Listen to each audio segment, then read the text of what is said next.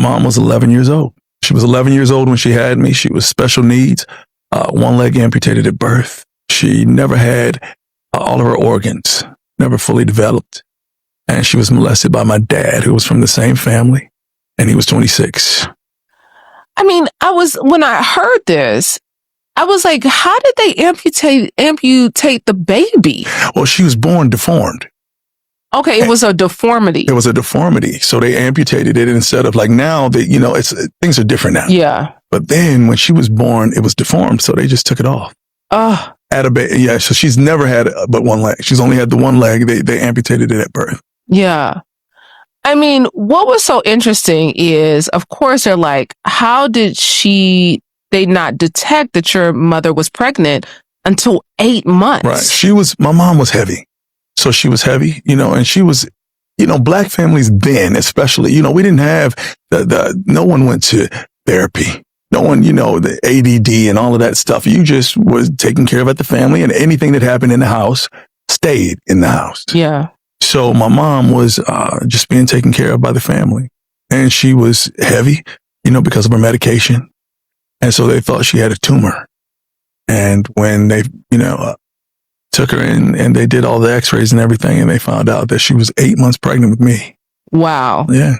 I mean, and they didn't know who the father was until well after you were born. Well after I was born. They were still so blown away that the 11-year-old, one leg, mentally challenged girl is having a baby. Yeah. So they were stuck on that. Yeah. But so easily to be taken advantage of. Yeah. Yeah. Right. I mean, and you said that you look just like your father. Look just like Yeah. Identical to my dad. And my, what you said is true.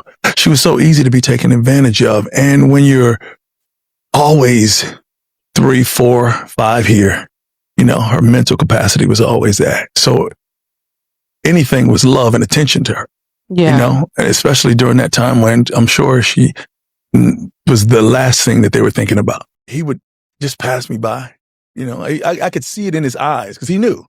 And I knew at the time he was my dad. But that was the first conversation we had. I was blown away because I was so much like this man as well. The way he enters the room, just this big man and his commanding presence and the things he said and the way that he could manipulate the room with people. I just was thinking to myself, I see how close we are. Yeah. So of course I had some fears of, well, what else is it about him?